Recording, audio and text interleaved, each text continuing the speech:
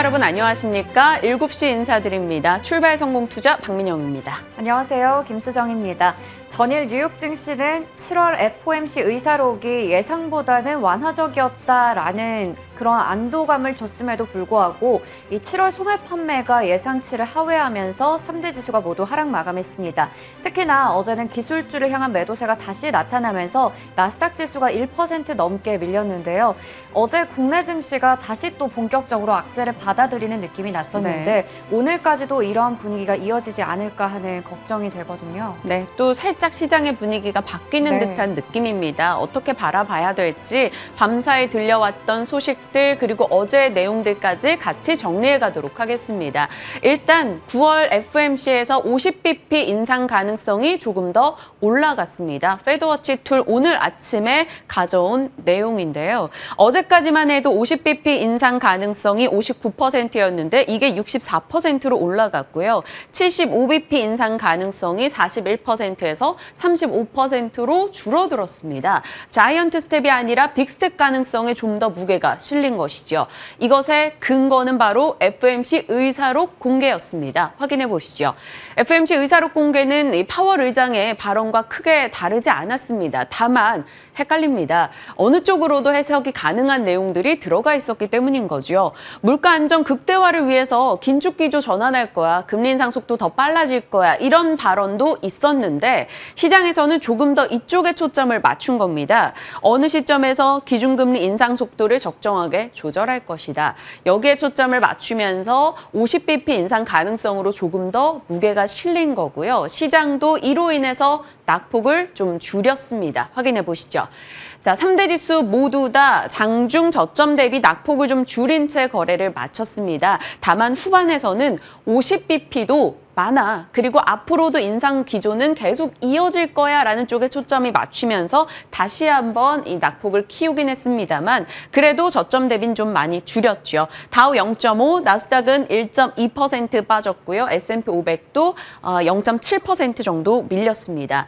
장 전에 발표된 지표는 수정 앵커 말씀 주셨다시피 그렇게 좋진 않았습니다. 7월 소매 판매 증가율이 예상을 하회했어요. 많이 벗어나진 않았습니다만 그 내용을 들여다보니 자동차나 의류나 백화점 쪽에서는 소매 판매 지표가 부진했고 좋았던 쪽이 온라인과 잡화점이었다는 겁니다. 싼 쪽으로 소비가 이동한다라는 것에 시장은 불안을 느낀 거고요. 어제는 월마트 실적이 괜찮았는데 타깃은 순이익이 90% 급감하게 나오면서 불안감을 키웠습니다. 여기에 또다시 우리의 영원한 적이 되고 있는 인플레, 국제유가가 올라갔다라는 소식과 함께 영국에서 발표된 CPI가 좋지 못했습니다. 전년 동월 대비 10% 이상 증가했는데요. 선진국에서는 처음으로 두 자릿대 물가 상승을 나타낸 것이고 영국은 이 속도가 더 빨라질 수 있다는 우려감이 더해졌습니다. 인플레 부담이 생겨난 거죠. 시장에서는 긴축이냐, 경기 침체를 잡냐, 인플레를 잡냐 여러 가지 의견들이 분분한 상황입니다. 그 갈등이 고스란히 종목별 흐름에도 녹여졌고요. 오늘 대다수 섹터가 부진했던 가운데 정유 쪽은 그래도 유가 상승에 이 상승을 나타냈고요. 애플이 그래도 잘 버텨줬습니다. 1% 가까운 상승 흐름 확인이 됐죠. 애플 같은 경우는 지수를 방어했다라는 평가를 받고 있고요. 슈퍼 브랜드다. 그것으로 인해서 P와 Q가 모두 상승하는 거의 유일무이한 빅테크다라고 말하고 있습니다. 애플이 9월 7일에 신제품을 내놓을 것이고요. 그에 따른 판매 경고할 것이다라는 전망이 나오면서 버텨줬습니다. 시장은 우리가 느끼고 있죠. 각 섹터별로 아직까지는 소외주 찾아서 순환매 흐름이 나타나고 있어서 잘 예의주시하셔야 될 것 같습니다. 시장의 여러 의견들, 감론을 막 쏟아지죠. UBS 측에서는 그래도 탄탄한 고용을 바탕으로 괜찮을 거야 라고 말하고 있고요. 블랙록에서는 연준의 긴축 리스크 여전해 추격 매수 아니야 라고 경고를 하고 있습니다. 이렇게 의견이 이쪽 저쪽 갈리는 것도 정말 최근 시장의 특징이라고 볼 수 있는데요. 이러한 특징이 나오는 감론의박의 이유를 한번 보겠습니다. S&P 500 지수와 200일 이동평균선입니다. 이 200일 이동평균선은 대세 상승이냐, 강세장이냐, 약세장이냐를 판단하는 중요한 선인데 딱 S&P 500이 여기에 와서 맞고 살짝 밀리고 있는 분위기입니다. 여기까지 오는 데는 인플레 피크아웃이야, 긴축 완화될 거야, 2분기 실적 생각보다 괜찮네? 라는 기대감 속에 올라왔어요. 그런데 지금 시점부터는 인플레 재등장 우려, 연준의 긴축 빨라질 수 있지 않을까? 3분기 가이던스 부진하잖아. 그리고 많이 올랐잖아. 라는 우려감 속에 흔들림을 보일 수 있는 구간에 진입했다라는 거죠. 이 200일 선을 잘 뚫고 올라갈 수 있을지 지금부터 관건이 될 것 같습니다. 국내로 한번 돌아볼까요? 외국인 수급을 봐도 고민이 많이 느껴집니다. 외국인이 매수 어찌된 건 끊이지 않고 들어오는 것은 긍정적인데 금액 기준으로 보면 꾸준하게 8월 들어서 들어오고 있습니다. 그런데 수량 기준으로 봤을 때는 그렇지 못하죠. 이걸 보면 대형주 쪽으로만 사고 있구나. 그리고 편식이 많이 나오고 있구나라는 것을 느낍니다. 외국인도 고민을 하고 있다는 게 되겠죠. 시장에서 우리가 계속해서 부담을 느끼는 요즘의 이슈는 제가 몇 달 전부터 이 부분을 계속 강조하고 있는데요. 유럽 경제가 되겠습니다. 8월 16일 방송 내용이죠. 이상기후에 몸살을 앓고 있다. 결국 유럽의 폭염, 폭우, 가뭄 등으로 인해서 물가가 올라가고 유럽 경기가 좋지 않을 것으로 본다면 유로와 약세, 달러 강세가 된다라는 겁니다. 거기에 중국까지 여기에 동참했죠. 폭염으로 곳곳에서 가동 중단이 나타나면서 경제 타격을 받고 위안화 약세. 결국 유로와 위안화 약세로 달러가 올라가는 형국이 되고 있죠. 달러 인덱스가 106을 또다시 넘어섰습니다. 달러가 강세를 기록한다라는 건 우리장에 살짝 부담이 되는 요소니까요. 계속 잘 지켜보시길 바랍니다. 시장에 대한 내용이었고요. 여러분의 판단에 도움되길 바라면서 이제는 섹터 이슈로 한번 들어가 볼게요. 자동차 쪽 어제 이슈가 됐더라고요. 네, 맞습니다. 자동차주를 뒤흔든 이슈가 바로 이겁니다. 다들 알고 계실 텐데요. 현재 시간으로 16일 조 바이든 미국 대통령이 인플레 감축법에 서명을 했습니다. 여기에는 우리가 잘 알고 있듯이 전기차 관련된 내용도 포함이 되어 있었는데요. 일단은 미국의 전기차 공제 대상에서는 북미에서 최종 조립된 차량 또는 북미에서 생산된 배터리를 쓴 차량만 세액 공제 혜택을 받을 수 있다. 이렇게 명시가 됐습니다. 그런데 현대 기아차에서 지금 미국에 판매하고 있는 차량들은 모두 다 국내에서 생산이 되고 있기 때문에 결론적으로 봤을 때 한국의 전기차는 이 세금 혜택을 받을 수 없다라는 이야기가 나왔습니다. 그래서 현대 기아차의 미국에서의 경쟁력이 낮아질 것이다, 악화될 것이다 이러한 전망이 나오면서 어제 자동차 관련주들이 모두 다 빠지는 모습이었습니다. 발등에 결국에 불이 떨어졌고 주가도 뚝뚝 떨어지는 자동차 대표주였는데요. 흐름을 체크해 보겠습니다. 네, 어제 시세를 좀 보시면 전일장에서 이렇게 다 빠졌습니다. 특히나 현대 기아차의 타격이 컸습니다. 3에서 4%가량 빠지는 모습이었고요. 현대차가 다시 또 19만 원 선으로 주가가 내려앉았고 기아도 78,700원으로 거래를 마쳤습니다. 다음 페이지 넘겨보겠습니다.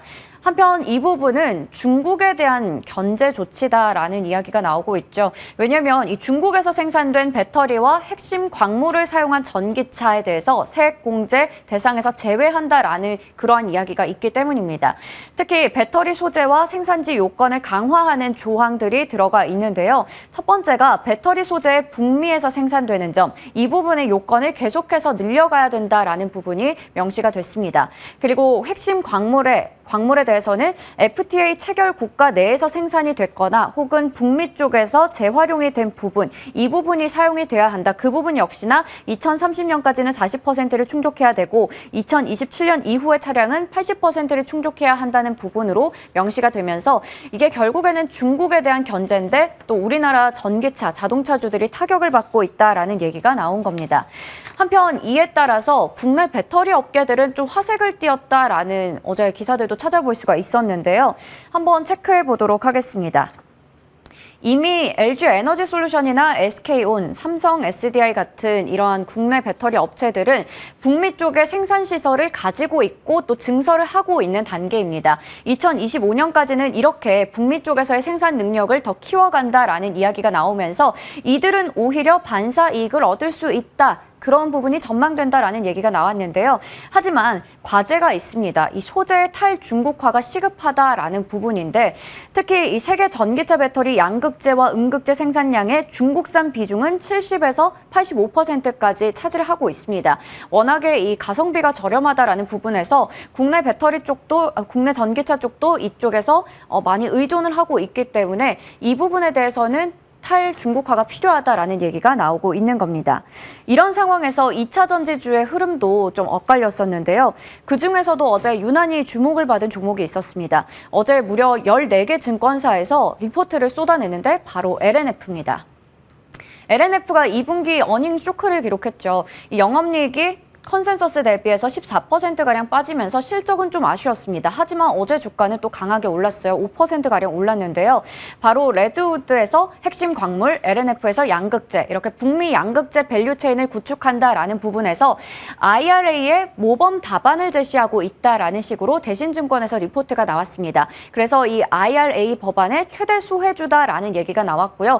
이외에도 증권가들의 리포트를 좀 체크를 해보면 지금 가격대 너무 저렴하다. 그리고 3분기에는 좋은 흐름을 이어갈 수 있다라는 얘기가 줄을 이뤘습니다. 그래서 목표 주가를 많이 올리는 그런 모습이 나왔죠. IBK증권에서는 33만 원 선으로 올렸고요. 그리고 다올투자증권은 39만 원 선 유지를 했는데 강력한 매수로 이 투자 의견을 상향 조정했습니다. 하이투자증권에서는 40만 원 선까지 목표 주가를 상향 조정했습니다. 그리고 부품주 관련해서도 이슈가 있어서 체크해 보겠습니다. 자동차주는 어제 좀 이슈가 많아서 정리를 여러모로 해봤는데요. 다시 또 이 부분이 수면 위로 떠오르고 있습니다. 2018년에 추진됐던 현대차 그룹 지배구조 개편안의 핵심이었죠. 현대모비스와 현대글로비스의 분할, 합병한 이슈였는데 그 당시에는 이 부분에서 모비스의 알짜 사업을 오너 지분이 많은 현대글로비스 쪽으로 넘기면서 지배구조 개편에 좀 유리하게 간다 이런 부분에서 많은 반발이 있었고 실제로 이루어지지 못했습니다. 하지만 지금 다시 또 떠오르고 있는 부분인데요. 이 얘기가 나오면서 현대모비스의 주가를 보시면 올 초 대비해서 상당히 지금 빠져있는 상황입니다. 거의 올해 올랐던 부분의 상승분을 좀 반납했다라고 볼 수가 있는 상황이고요. 반면에 글로비스는 수혜주로 지금 등극하면서 주가가 올라가고 있는 상황인데 증권가에서도 현대모비스 쪽에 지금 투심은 냉각이 되고 있고 현대글로비스는 수혜주가 되고 있다라는 이야기가 나오고 있어서 이 종목들에 대해서도 좀 체크해볼 필요가 있을 것 같습니다. 그래서 사실 이 자동차주를 정리하면서 정말 여러 가지 이슈가 얽혀 있고 또 호재와 악재가 겹쳐 있는 상황에서 어떻게 하면 좋을지 고민이 많이 되더라고요. 그래서 어제 외국인들이 많이 산 쪽, 기관들이 많이 산 쪽, 판 쪽 이렇게 한번 정리를 해봤는데요. 일단 외국인이 어제 LNF를 872억 원가량 많이 샀습니다. 이 부분은 기관도 마찬가지였어요. 166억 원가량 많이 샀고요. 그리고 LG 에너지 솔루션을 지금 외국인들은 거의 17거래일 연속으로 순매수하고 있는 상황이었습니다. 그런데 앞서 이 투심이 냉각됐다라고 볼 수 있는 현대모비스는 또 담아가는 모습이 외국인 쪽에서 나왔고요. 그리고 기관 쪽에서는 기아와 현대차를 모두 팔았고 외국인들이 많이 샀던 LG 에너지 솔루션은 파는 모습이 나타났습니다. 그리고 마지막으로 이 자동차 부품주 쪽에서는 실적 개선에 대한 기대감이 나타나는 쪽, 특히 어제 가나 안 가나에서 전해드렸던 SL같이 실적을 잘 낸 쪽은 또 외국인이 사들이고 있었고요. 화신 같은 종목들도 증권가에서 여전히 긍정적으로 보는 종목이었는데요. 이러다 보니까 개인들은 과연 어느 쪽에 장단을 맞춰야 될지 어떤 선택을 해야 될지 너무 고민이 되실 것 같은데요. 네. 이에 대해서 전략을 좀 세워봐야 될 것 같습니다. 네, 잠시 후에 이 부분 담아서 이야기 나눠보도록 할게요. 그리고 다음 이슈는요, 시장과는 조금 무관할 수 있습니다. 하지만 뭐 여러 선택지 속에서 어떤 것도 선택하기 어려운 고민을 하는 시장인 만큼 공부하고자 오늘 전력 반도체 이야기를 해보고자 합니다. 반도체 사이클에 대해서는 우리가 하락 사이클 우려를 계속하고 있죠. 그런 가운데서도 이 전력 반도체는 진흙에 물들지 않는 연꽃과 같은 움직임 나오고 있습니다. 생산과 수요가 나름 탄탄하다라는 거죠. 그래서 진흙 속에서도 빛나는 연꽃과 같은 전력 반도체 오늘 좀 공부해보고자 합니다. 전력 반도체가 무엇인가 하면요. 계산을 하거나 데이터를 저장하는 데 쓰이는 반도체가 아닙니다. 전력을 전력을 마치 댐처럼 좋았다가 풀어줬다가 하는데 쓰이는 반도체가 바로 전력 반도체입니다. 전력 반도체는 그동안 실리콘 소재였었는데 이게 탄소 화합물로 변화되면서 최근에 다른 소재 쪽으로 변화가 있었고요. 그리고 이건 차세대 전력 반도체로 상당히 각광받고 있습니다. 오늘 이 전력 반도체 이야기를 좀 풀어나가도록 하죠. 전력 반도체는 미래 성장성에 대해서 의심의 여지가 없습니다. 왜냐하면 전방 산업이 굉장히 탄탄하기 때문인데요. 이 전력 반도체, 세계 전력의 50%가 모터를 돌리는 데 쓰인다라고 하죠. 그런데 모터에 반드시 들어가는 게 바로 전력 반도체가 되겠습니다. 예를 들어보면 전기차만 놓고 보면요. MCU에서 인버터로 명령을 전달합니다. 그리고 인버터가 모터의 전력을 조절하죠. 이 인버터에 들어가는 필수품이 전력 반도체고요. 이 전력 반도체가 쓰이는 전방 산업 보시면 우리가 아는 모든 산업이 들어가 있습니다. 가전, 전기차, 로봇 서버, 태양광, 유틸리티, ESS 등등이요. 그러니까 쓰이는 곳이 많다라는 게 되겠고요. 그래서 수요가 탄탄하다라는 게 되겠습니다. 오늘 전력 반도체 내에서도 SiC 반도체에 좀 더 초점을 맞출 건데요. 기존의 실리콘 소재에서 이 탄소가 더해지면서 조금 더 단단해졌고 발열에 잘 견디게 됐습니다. 그러면서 앞으로 성장할 산업의 전력 반도체 쓰임이 늘어나게 됐는데요. 바로 전기차와 전기차 충전, 신재생, 서버, 로봇 등이 되겠습니다. 인버터가 들어가는 곳에 거의 다 쓰임이 있는 거고요. 로봇은 나중에는 각 분야, 부위별로 아마 모터 속도가 다를 겁니다. 그렇다면 또 전력 반도체 개수도 늘어날 수 있겠죠. 전기차 향만 놓고 봐도 전력 반도체 시장의 규모는 나날이 커질 것이라는 게 좀 자명해 보입니다. 이 전력 반도체 그럼 누가 만드는 것인가 살펴봐야겠죠. 전력 반도체 웨이퍼 공급하는 업체들은 울프스피드, 온세미컨덕터 등이 있습니다. 이 울프스피드 같은 경우는 나름 이쪽에서 확고한 입지를 가지고 있는 업체고요. 온세미컨덕터는 완제품 쪽에서도 능력치를 보여주고 있습니다. 이 완제품 제조는 우리가 다 아는 업체들이에요. 인피니언이나 르네시스 등이 되겠습니다. 이쪽은 또 이재용 부회장의 M&A 대상 후보지로 거론이 되는 쪽이니 우리 다 인지하고 있죠. 그리고 여기서 만들어낸 전력 반도체는 고객사들, 자동차, 가전 혹은 로봇, 태양광 쪽으로 넘어가게 됩니다. 오늘 때마침 전력 반도체 브리핑을 준비를 했는데 밤사이 미국장에서 장 마감 이후에 앞서 봤었던 울프스피드가 실적을 내놨습니다. 실적은 예상을 상회하는 수치로 발표가 됐어요. 예상치가 조금 낮게 잡혀 있었던 영향일 수도 있겠습니다만 어찌됐건 전력 반도체 부분의 선전으로 인해 예상을 상회했습니다. 그래서 장중에는 미국 반도체도 다 밀렸기 때문에 3% 빠졌었는데 시간 외에서 폭등 움직임이 나타났습니다. 17% 상승을 기록했죠. NH투자증권에서 얼마 전에 낸 보고서를 봤더니 목표가를 124달러로 잡았더라고요. 지금 종가가 85달러니까 한 40% 이상 상승 여력을 더 내다보고 있다는 겁니다. 전력 반도체 미국 업체의 강세, 그리고 최근에 온세미컨덕터도 전력 반도체에서 상당한 호평을 받았는데 그럼 국내에서는 누가 있을까요? 우리 다 아는 업체들이에요. LG 이노텍, KEC, RF세미, LX세미콘, 전력 반도체 주력으로 하는 업체는 몇 없겠지만 그 안에서 소재, 부품, 장비 쪽의 업체들을 볼 수 있습니다. 이 가운데 이들 차트 돌려보시면 아시겠습니다만 그렇게 잘 나가는 업체가 별로 없었어요. 그런데 시장의 요즘 키가 소외주 키 맞추기다 보니까 혹여라도 이쪽에 관심을 받을 수 있지 않을까, 받는다면 우린 좀 기민한 대응을 위해서 이렇게 공부를 좀 준비를 해봤습니다. LX세미콘 같은 경우는 어제 장 마감 이후에 공시가 있었어요. 코스닥에서 상장 폐지하고 코스피로 이전 상장을 추진한다. 제가 오타를 냈어요. 피로 이전 상장을 추진한다라는 내용입니다. 이 관련해서 또 시세 영향을 어떻게 받게 될지 잠시 후에 시간이 허락한다면 이 부분 전략 챙겨보도록 하겠습니다. 자, 가나안가나는 기판 얘기 좀 정리해 주실까요? 네, 세계적으로 반도체 패키지 기판의 수요가 폭증한 덕분에 PCB 업체들이 2분기 역대급 실적을 기록했습니다. 대덕전자, 심텍, 코리아서키트, 이수페타시스 다 실적이 잘 나왔는데 저는 숫자를 잘못 본 줄 알았어요. 코리아서키트는 영업이익이 21,821% 전년 대비해서 늘었다고 합니다. 업계에서는 앞으로도 이 글로벌 수요가 계속해서 증가할 것이다라고 얘기를 하고 있는데요. 관련한 종목들도 가나 안 가나 시간으로 다뤄보도록 하겠습니다. 네. 한편으로는 또 이 모든 호실적을 이미 반영을 했었던 게 아닐까라는 네. 고민도 살짝 되는데요. 어찌됐건 최근에 조정이 있었던 만큼 받아들이는 해석 잠시 후에 진만쌤과 이야기 나눠보겠습니다. 시장 이야기 가득 담았습니다. 전략층부터 챙겨보시죠.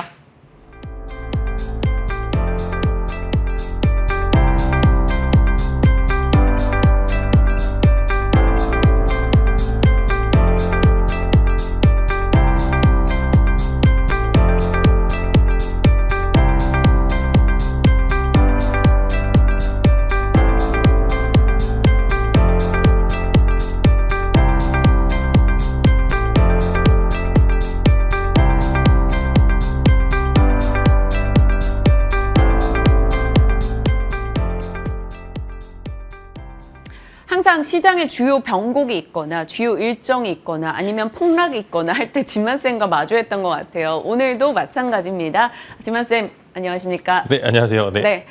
뉴욕장은 하락 마감을 했고요. FOMC 의사록 공개가 됐습니다. 여전히 우리는 경기 침체와 인플레에서 뭘 더 집중적으로 잡아야 되나 고민하고 있어요. 뉴욕장 분위기 오늘도 쫄지 마라고 답변 주실까요? 네, 일단은 보시죠. 일단 네, 목요일 날이 항상 주요 지표들이 매번 있는 것 같아서 제가 그 부분들을 좀 설명을 해드리는 것 같은데 사실 FOMC 의사록에는 뭐 큰 내용은 없습니다. 이제 오히려 저는 빨리 매를 맞고 나중엔 더 좋을 수도 있다라는 그런 이야기라고 좀 암축을 말씀을 드리겠는데요.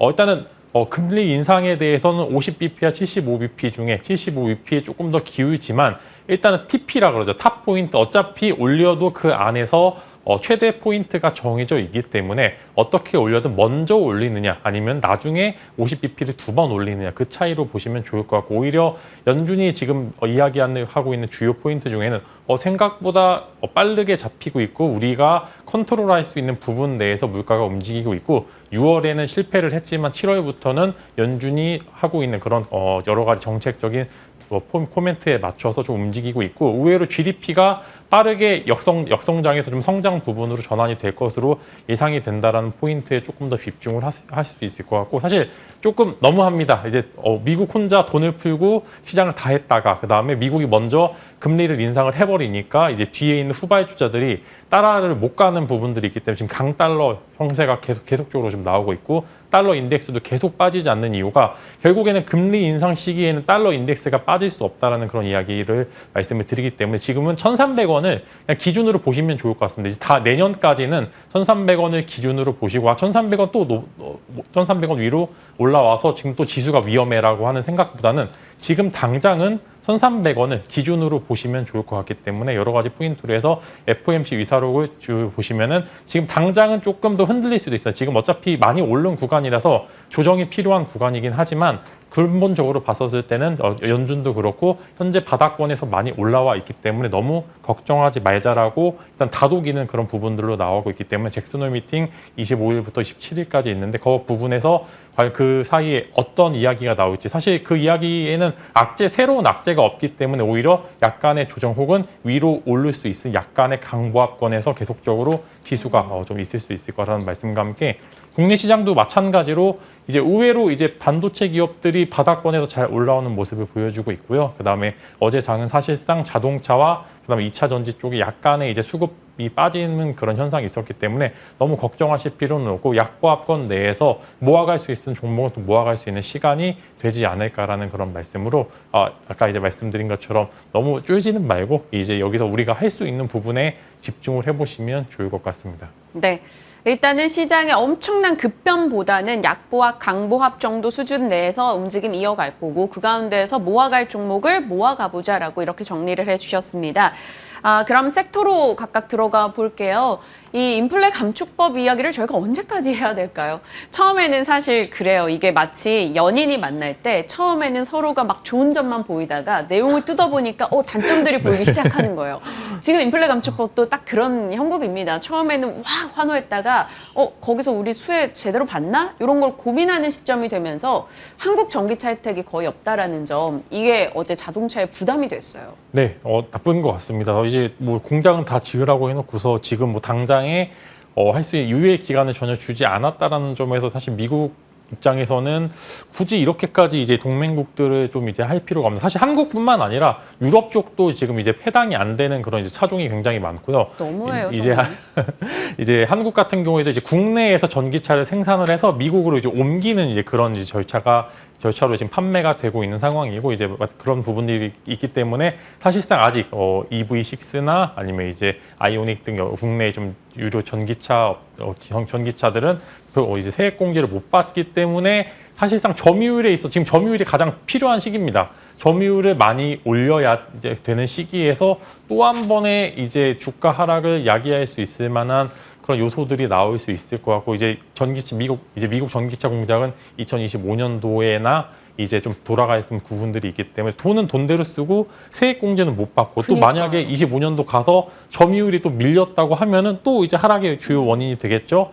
이제 투자는 다 받아두고 이제 여기 구간에서 또 이제 미국 내에 있는 법안 이제 그런 업종들만 조금 수혜를 받으니까 저 한국 입장에서는 정말 베니핏이 하나도 없습니다. 이럴 거면은 차라리 한국의 공장을 더 짓는 게 세액 공제도 더 빠르게 나올 수 있는 부분들이 많았는데 조금 아쉬운 부분들이 있고 일단 냉정하게 시장에 대응을 해서 일단은 나왔습니다. 제가 화요일 날 분명히 언급 드렸고 조심을 해야 될 필요가 있다. 분명히 언급이 나오고 이제 협의가 되지 않으면은 분명히 뭐 공매도라든지 주요 매도가 나올 수 있을 만한 시점이 나왔을 수도 있다. 그래서 사실 주가 흐름은 좀 아쉽긴 합니다. 처음에 이제 연초부터 우리 이번에 좋을 거야, 자동차 좋을 거야 했는데 항상 이제 돌파 구간에서 실패를 하고 계속 내려오는 모습을 보여주면서 이제 제가 이제 댓글 또 아직도 기억하는데 지오헬미님, 네, 아직도 20만 원에 계신 지오헬미님, 네, 기다리고 계시는데 조금 시간이 걸릴 것 같습니다. 도왔으면 좋을 것 같은데 일단은 아직은 끝난 게 아닙니다. 아직은 끝난 게 아니라 이제 고위급 협상에서 유예 기간을 줘야 된다. 왜냐하면 사실 바로바로 시행을 하진 않습니다. 법령에 대해서도 무조건 이제 일부 유예 기간을 줘야 되는 구간들이 있기 때문에 뭐 예를 들어 미국에 투자하는 현대차 같은 경우에는 공장이 완성되는 2025년도까지는 유예 기간을 준다. 그래서 이제 그쪽에서 생산이 잘 이루어진다면은 이제 추가적인 세액 공제는 그 이후에 하자 이런 식으로 해서 협의를 잘 해야 되는 부분들이 있기 때문에 아직 끝난 건 아니지만 오히려 이제 바닥권에서 왔었을 때 오히려 긍정적인 코멘트가 나오게 될 경우 추가 매수를 할 수 있는 구간들도 충분히 주어질 수 있기 때문에 저는 일단은 추가 매수를 할 수 있는 그런 여유를 남겨두시는 게 좋을 것 같다. 그래서 자동차는 일단은 이번 주까지는 오늘도 마찬가지로 시세가 좋지 않을 수도 있다라는 말씀을 드릴 수 있을 것 같습니다. 지난 시간에 자동차 쪽에 대해서 주의해라라고 얘기를 주셨고 그날 차화반을 얘기 주셨는데 그 당일에 차화반이 다 올랐다. 차화반 맞나요? 네, 그 차화반 맞는데 저는 이제 부품 쪽으로 일단 말씀을 부품 쪽으로 드렸고요. 주셨죠. 네. 그렇죠. 그래서 그 말씀 주신 부품주와 화학, 반도체 쪽이 다 움직였단 말이에요. 그리고 완성차는 좀 주의하자였죠. 제가 정리하겠습니다. 어찌됐건 그 흐름이 조금 맞아 떨어졌는데 이번 주까지 완성차 조금 조정을 받을 수 있으나 아직 끝난 건 아니다. 그래서 여전히 모아갈 수 있는 타이밍을 잡아보자라고 의견을 주셨는데 그 부분은 진만쌤이 또 내일도 오시기 때문에 나가도록 할게요. 자, 다음 이슈는 전력 반도체입니다. 사실 울프스피드가 오늘 새벽에 실적을 내놓는다라는 일정을 체크를 하고 이걸 제가 브리핑을 잡았던 거긴 해요. 그런데 우리나라 시세와는 전혀 무관하긴 합니다. 이 전력 반도체 사실 예전에 진만쌤이 한번 공부해보자라고 키워드로 몇 달 전에 방송에 던졌어요. 네. 그렇죠. 저 다 기억하고 있단 말이죠. 그래서 한번 공부를 해봤던 건데 전력 반도체 괜찮은 종목 있나요? 네, 일단은 전력 반도체 시장에 대해서 의심은 할 필요는 없는데 네. 이제 지금 당분간 경기 침체이기 때문에 반도체라는 산업에 대해서 이제 니즈가 많이 주는 구간이긴 한데 결국에는 이제 내년도에 금리 인하 시기에 만약에 또 시장에 돈이 풀리게 되면 이제 가전 쪽도 그렇고 다시 교체 수기는 주기는 계속적으로 나옵니다. 뭐 전체적으로 뭐 가전도 그렇고 자동차도 그렇고 교체 시기가 이제 도달하는 시점은 분명히 오기 때문에 그렇게 된다면 전력 반도체에 대한 니즈에 대해서는 사실 의심할 필요는 없는데 과연 이 니즈가 주가로 반영이 되는지 여부가 사실 우리들의 초점은 그쪽에 이제 맞춰지는 구간이 있는데 성장성에 대한은 이제 의심은 없지만 다만 시간이 조금 걸리기 때문에 상대적으로 이제 바로 이제 앞에 있는 맛있는 먹거리에 비해서는 나중이 될 수도 있겠다라는 좀 말씀을 드리겠고 다만 현재 구간이 모아가기는 굉장히 좀 적기다라는 말씀을 드릴 수 있고 전체적으로 반도체 자체가 지금 바닥권에서 조금씩 다들 올라오고 있는 구간들이기 때문에 항상 가장 최악을 이야기할 때가 주가는 바닥을 통과하는 구간이 왔다라는 말씀을 계속적으로 드릴 수 있을 것 같고 이제 전력 반도체 기업을 먼저 말씀을 드리면은 일단 SK가 독보적입니다. SK 그룹주 내에서 이제 실트론이요. 네, SK 실트론이 이제 가장 독보적인 웨이퍼 생산 그룹으로 사실 나오고 있고요. 그다음 최근에 예스티의 예스파워 네트워크스를 SK가 이제 인수를 하면서 사실 예스티는 이제 관련주로 이제서 편출이 좀 되는 이제 그런 상황이고 SK가 전력 반도체에 정말 전력 추구를 하고 있는 것 같습니다. 그래서 이런 부분들이 이제 시너지가 나기 시작하면 좋은데 워낙 지주사라는 그런 맞아요. 모멘텀이 있어서 조금 아쉽긴 한데 오히려 이제 긍정적인 부분도 존재를 하고 이제 나중에 또 당연히 분할을 하겠죠. 이제 물적 분할을 해서 또 상장을 하게 될 것 같은데 일단은 관련해서는 되게 조용조용히 사업을 잘 키우고 있는 것 같습니다. 그래서 SK 그룹 자체가 뭐 웨이퍼도 그렇고 전체적으로 이제 모터까지 해서 엄청난 이제 전력 반도체 밸류 체인을 잘 갖춰놓고 있다. 그래서 만약에 가장 탑픽으로 말씀을 드리면 SK 안에서 SK 뭐 실트론 그다음에 최근에 이제 인수한 예스파워 네트워크스를 갖고 있는 SK가 가장 매력적이다라는 말씀을 드리겠고 마찬가지로 다른 기업들도 전력 반도체에 대한 니즈가 굉장히 있기 때문에 이제 최근에 LX 세미콘이나 DBI텍 같은 이제 그런 기업들도 전력 반도체에 조금 이제 투자를 많이들 하고 있고 특히 약간 진심입니다. LX 세미콘이 약간 전력 반도체에 꽤나 진심인 모습을 보여주고 있는데 이제 마찬가지로 LX 세미콘은 이제 지금 최근에 이제 DDI라 그러죠. 이제 디스플레이 구동 칩을 메인으로 하고 있는데 반도체에도 들어가고 있는 상황이 있기 때문에 최근에 보시면은 주가 흐름도 바닥권에서 잘 올라오고 있는 상황을 보여주고 있고 이제 미국의 관련해서 이제 최근에 텔레칩스 지분을 인수한 이력도 있고 그다음에 미국 매그나 칩 인수도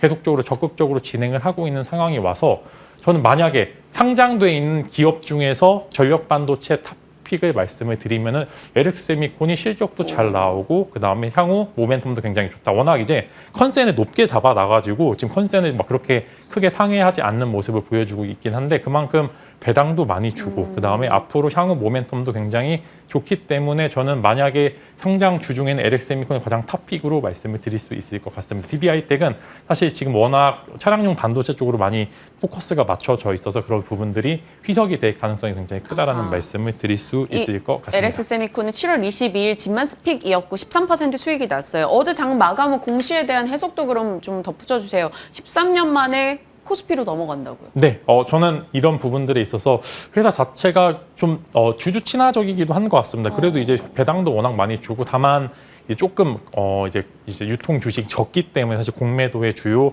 타겟이 될 수 있었던 부분들이 있었는데 이게 코스피로 이전 상장이 되면 코스닥 150에서 편출이 되기 때문에 공매도를 못 합니다. 그래서 이제 공매도를 이제 지금 보시면 공매도 잔고 비율도 꽤나 높은 편이거든요. 네. 거의 제가 알기로는 6% 정도 될 정도로 이제 코스닥 중에서는 거의 제일 높은 구간으로 알고 있는데 이렇게 되면 공매도를 상환을 해야 됩니다. 왜냐하면 공매도를 못하기 때문에 상환을 해야 되는 구간들이고 최근에 이제 금리 인상 시기에 맞춰서 이제 공매도 이자도 많이 비싼 편이기 때문에 이제 만약에 이런 쇼커버까지 이루어진다면은 굉장히 긍정적일 수 있을 것 같다. 다만 이제는 이제 진검승부겠죠. 이제 공매도의 쇼커버링을 기대를 하느냐 아니면 코스닥 150 편출 자금으로 인해서 나중에 조금 하락세가 있느냐라고 하는데 단기간으로는 저는 쇼커버 쪽에 조금 더 이제 코멘트를 드릴 수 있을 것 같기 때문에 LX세미콘 사실 오늘 장이 다 덜컥 사라고 하는 게 아니라 혹여나 오늘 갭 상승 시작돼서 갭을 메우게 될 경우에 그때 한 번 정도 매수를 해보시면 좋을 것 같고 사실 이전하는데 그 주주 안건에 올라가게 됐을 때는 크게 반대를 할 필요가 굳이 없기 때문에 저는 이제 통과되는데 지장은 없을 것으로 말씀을 드리겠습니다. 네, 전력 반도체 제가 뭐 시세와는 무관하게 잡았습니다라고 했는데 뭐 울프 스피드도 그렇고 LX 세미콘 말씀해주신 거 듣고 있으니까 아 오늘 잘했다라는 생각이 들어요. 타이밍 괜찮았나요? 네, 저보다 훨씬 더 타이밍을 잘 맞추시는 것 같습니다. 네. 자, 그럼 진만 스픽으로 가볼게요. 오늘 진만 스픽이 완성차가 부담이라면 부품주 공략해보자. 어찌 보면 지난 이야기의 반복이 될 수 있는데 그만큼 강조하고 싶은 거죠? 네, 사실 저는 이제 큰 위의 상위권 업체들이 오히려 이제 조금 주춤할 때 부품사들을 항상 봐야 된다고 말씀을 드렸고요. 보시면은 이제 조선도 결국에는 조선 기자재들은 신고가 혹은 이제 전고점을 계속 돌파를 했습니다. 그 다음에 2차 전지도 결국에는 셀업체는 못 갔지만 그 다음에 소재 업체들은 계속 좋은 모습을 보여주고 있고 이런 큰 틀의 부담은 이제 하위권 업체들한테는 오히려 호재로 작용될 수 있기 때문에 결국에는 찍어는 내야 되는 상황에서 악재가 있었기 때문에 그런 부분들이 좀 제외가 된다면은 부품주들이 조금 시세 분출은 조금 더 할 수 있을 거라는 그런 말씀으로 이제 부품주 두 가지 갖고 왔고요. 명신산업과 화신 두 종목 가져와 봤는데 두 종목 모두 다 모멘텀이 좋습니다. 미국의 법인을 다 가지고 있고요. 그렇기 때문에 미국 투자에 대한 이야기가 나오면 나올수록 계속적으로 주가 흐름은 좋고 돈을 못 버는 단순 테마주가 아니라 돈도 잘 벌고 시가총액도 그렇게 크게 부담이 없는 구간이 있기 때문에 이제 명신산업은 워낙에 테슬라 관련주로 해서 이제 좋은 이제 수급을 받았다가 바닥에서 올라오는 시점이기 때문에 관심을 가져보시면 좋을 것 같고 이제 화신 같은 경우에는 바닥권에서 쭉 잘 올라와서 지금도 좋은 모습을 보여주고 있고 앞으로도 좋은 모습을 보여줄 가능성이 있기 때문에 저는 두 종목 한 번 정도 이제 명신산업과 화신 오히려 완성체가 부담이지만 부품주들은 의외로 괜찮을 수도 있다라는 말씀으로 이제 두 종목 한번 관심 가져보시면 좋을 것 같습니다. 기존에 말씀드렸던 SL도 잘 갔고요. 그리고 지금은 명신산업과 화신 얘기해 주셨는데 이거 좀 부담이에요. 명신산업이 저희 방송에서 최근에 좀 많이 언급이 돼요. 근데 네. 막 증권가 속설 있잖아요. 방송에서 많이 나오면 못 간다. 네. 괜찮겠죠? 그래서 이제 저도 사실 이제 뭐 방송사에서 많이 나오면 사실 저도 조심을 하자라는 의미이긴 한데 워낙 이제 자체가 괜찮습니다. 이게 부담이 없는 자리라 그러죠. 그래서 여기서 더 빠져봐야 이제 이제 하방보다는 위로 갈 이제 모멘텀이 훨씬 더 많기 때문에 여러 가지 이슈들이 있죠. 뭐 오버행 이슈도 어느 정도 제거가 됐고 항상 이제 명신산업을 짓눌렀던 물류비 관련된 코멘트가 이제 최근에 물류비가 많이 빠졌기 때문에 그런 부분들이 좀 된다면은 저는 네. 현재 주가보다는 조금 더 탄력적으로 움직일 수 있지 않을까라는 그런 기대감으로 조심은 하지만 현재 구간에서 부담은 없는 자리다라고 말씀을 드리겠습니다. 네, 명신산업과 화신으로 저희가 또 신나보기를 한번 기대해 보겠습니다. 진만스 픽까지 담아봤습니다. 오늘 두루두루 전략 주신 내용 한 번 더 복귀해 보시길 바랄게요. 유튜브 다시 보기 가능합니다. 자, 진만쌤과 함께했습니다. 고맙습니다.